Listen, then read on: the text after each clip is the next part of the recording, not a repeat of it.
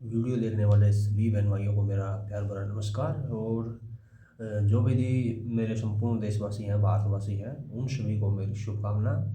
सब फले फूलें, धन का अभाव न रहे, किसी के पास सभी चीज़ें मौजूद हो। तो इसी के साथ हम इस आज के जो वीडियो है चैप्टर को स्टार्ट करते हैं। आज का विषय क्या है? विषय ये है कि गांव अचरीना में जो इलेक्शन होने जा रहा है सरपंच जी का, वैसे तो सब जगह होने वाले हैं, लेकिन हम अपने गांव में चुनेंगे तो उनके बारे में ही बात करेंगे। तो मैंने पिछली वीडियो में ये कहा था कि जो श्री जयवीर सिंह जी हैं, एकमात्र योग्य उम्मीदवार हैं सरपंच पद के, और हम सबको बिना जाति या धर्म का भेदभाव किए हुए जो सही है उस चीज़ को चुनना है। तो लोगों ने मुझसे कहा कि भाई उन्होंने ऐसा क्या किया है जो तुम इतनी तारीफ कर रहे हो। तो उनके करवाए हुए कामों का वर्णन मैं इस वीडियो में करने जा रहा हूँ। इतना काम करवाया जो कि आज तक किसी सरपंच ने नहीं करवाया, न उनसे पहले और न उनके बाद। तो जो गांव मसीणा में जो स्टेडियम है, जहां पर आसपास के गांवों के बच्चे भी एक्सरसाइज करने के लिए आते हैं, और टूर्नामेंट भी होते हैं, प्रतियोगिताएं भी होती हैं, क्रिकेट के खेल भी होते हैं, अन्य खेल भी होते हैं, और यहाँ तक कि भिवानी तक के भी ये जो टीमें हैं क्रिकेट मैच खेलने के लिए आई हुई हैं जब प्रतियोगिताएं हुई।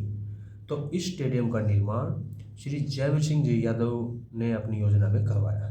ठीक है, सरपंच तो और भी बने थे, तो उन्होंने ये क्यों नहीं सोचा कि गांव में एक स्टेडियम हो जिसमें अपने गांव के बच्चे जो हैं वह एक्सरसाइज कर सकें और जिसमें खेल सकें, एक मैदान हो जिसमें सभी जो है अपना अभ्यास कर सकें। ठीक है, नंबर एक।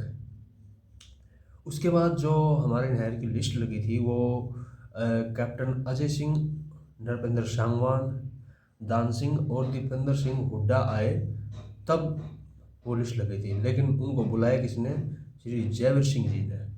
काफ़ी सारे चक्कर काटे उन्होंने, लेकिन उन्हें पता था कि सफलता जो है एक बार में नहीं मिलती है, तो बार बार उन्होंने इसके लिए प्रयास किया, तब जाकर ये नहर की लिस्ट लगी थी। और नहर में से जो पानी का रास्ता, वो जो लाइन क्या बोलते हैं, मेरे को ज़्यादा नॉलेज नहीं उस चीज़ की, वो फिटिंग वगैरह करवाई। उससे पहले लोग ऐसे ही सूंडियाँ डालते थे और ऐसे ही चलता था, तो इन्होंने इस काम को परफेक्ट करवाया, सही करवाया।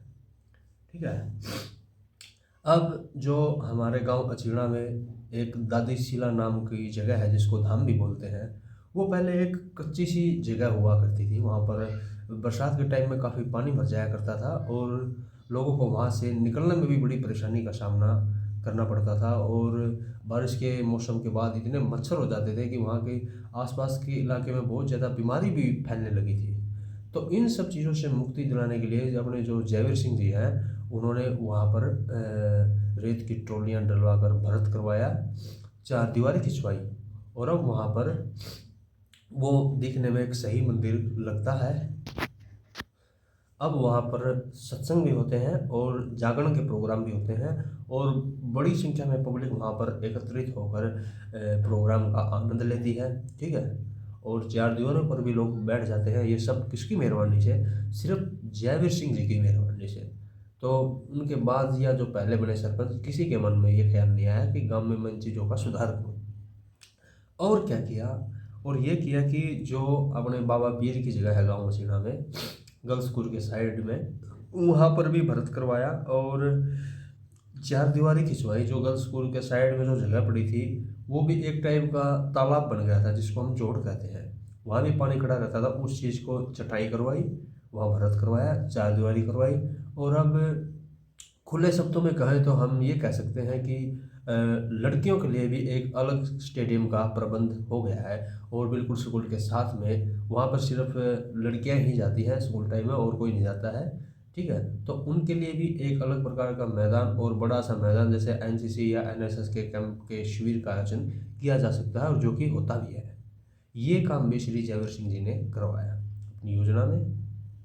उसके बाद जो हमारे गांव पचीना की 5 किल्ला जमीन थी, पिलाना वालों के कब्जे में थी, पिलाना गांव वालों के में।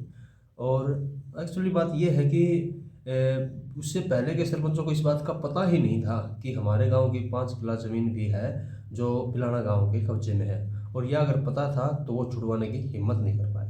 लेकिन जयवीर जी आए और एक प्रबल नेता की तरह, जिस तरह से नरेंद्र मोदी ने अपने देश का डंका बजाया है, उसी तरीके से श्री जयवीर सिंह जी ने वो 5 किला ज़मीन उनसे छुड़वाई, उसमें क्या है उनका सुधार करवाया और वो मंदिर में उसकी कमाई जाती है। ठीक है। उसके बाद जब नोटबंदी का समय चल रहा था तो लोगों ने कुछ ने पैसे बहा दिए या जो कुछ भी किया, लेकिन जयवीर सिंह जी ने धर्म में दिमाग लगाया, धर्म के कार्य में, यानी कि गौशाला में 71,000 रुपये दान दिए, जो कि किसी भी सज्जन पुरुष ने नहीं किए। पैसे तो औरों के पास भी थे, ऐसा तो ये होगा नहीं कि केवल उनके पास ही है या वही काम करते हैं। तो लेकिन धर्म धर्म जहाँ पर आ गया वहाँ पर श्री जयवीर जी ने 71,000 रुपये बेझिझक दान किए। और भी बहुत सारे दान उन्होंने किए, लेकिन वो खुद उन्होंने मना किया है कि भाई हमारे बारे में सारी बातें न किया करो, क्योंकि दान करके गाना ठीक नहीं है। लेकिन ये एक सार्वजनिक दान था, इसलिए इसका वर्णन करना जरूरी था। और उसके बाद अभी जो कोरोना काल चल रहा था, जहाँ पर गौएँ जो है कुछ गौओं की बीमारी के कारण या भूख के कारण, पता नहीं कौन सा कारण था, वो तो वो जाने, जो कर्मचारी वहाँ पर संभाल रहे हैं, तो कई गौओं का जो है निधन हो गया था। तो इस ऐसी स्थिति में उनके इलाज के लिए जिस मतलब सुपोषण भोजन की जो आवश्यकता थी, उनके लिए उस भोजन का प्रबंध बाजरा की पूड़ियों के रूप में 20 ट्रॉली बाजरा की पूड़ी जयवीर सिंह जी ने डलवाई। कुछ और सज्जनों ने भी दान की होंगी, लेकिन इन्होंने शुरुआत की और 20 ट्रॉली जो है बाजरे की पूड़ी दान की गौशाला में। ये है श्री जयवीर सिंह जी यादव की खूबियाँ। ठीक है। तो ये काम आज तक किसी भी सरपंच ने नहीं किए। और जो गांव में टूर्नामेंट होते रहे हैं उनमें वो अपना योगदान देते रहे हैं। और 2015 या 16 की बात है, शायद मैं था उसमें, लेकिन मुझे साल याद नहीं है, इन्होंने 71,000 रुपये 71,000 रुपये, हाँ शायद इतनी ही रकम थी, कुछ ऊपर नीचे हो तो मुझे क्षमा कर देना, लेकिन हाँ उन्होंने दान दिए टूर्नामेंट के लिए। ठीक है। ये भी आज तक किसी भी सरपंच ने नहीं किया है। अभी गौशाला में पीछे सुनने में आ रहा था कि कुछ गड़बड़ हो जाती है या जो कुछ भी है, जो भी परेशानी है, तो उन चीज़ों के सबूत अगर हो तो न्याय हो जाए, इसके लिए सीसीटीवी फुटेज की आवश्यकता थी। वो अभी लगवाए हैं जयवीर सिंह जी ने। अभी तो वो सरपंच भी नहीं थे, हालांकि जो सरपंच था उसका कर्तव्य था ये लगवाना, लेकिन उन्होंने सरपंच न रहते हुए भी इन चीज़ों में योगदान दिया है, तो वो क्यों नहीं सरपंच बने भी।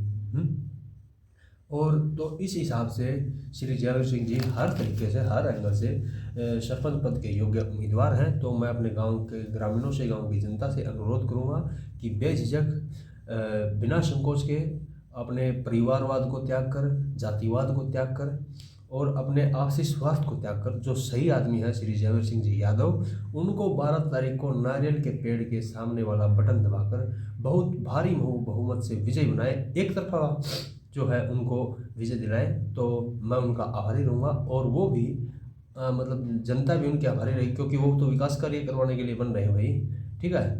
और अभी वो गांव के चारों तरफ अगर सरपंच बने तो वो मतलब पावर की आवश्यकता है ना, कुछ बड़ा काम करने के लिए। एक ही काम आदमी सारी चीज़ों का दाम तो नहीं कर सकता ना, तो इसलिए सरकार से मदद की आवश्यकता तभी पूरी हो सकती है जब वो सरपंच बने। तो गांव के चारों तरफ पेड़ लगाए जाएंगे, प्रकृति का वातावरण जो खराब हो रहा है उसको ठीक किया जाएगा और अपने गांव को बिल्कुल चंडीगढ़ जैसा झकाश किया जाएगा। तो इसके लिए श्री जयवीर सिंह यादव को नारियल के पेड़ के सामने वाला बटन दबाकर भारी बहुमत से विजय बनाएं। नमस्कार, धन्यवाद, यही मेरी विनती है।